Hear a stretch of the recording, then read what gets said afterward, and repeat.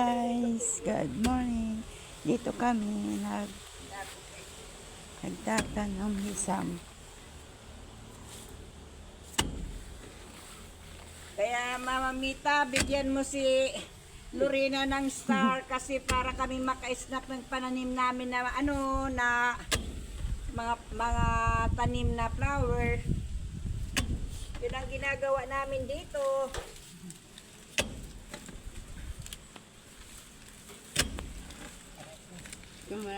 Lalim na.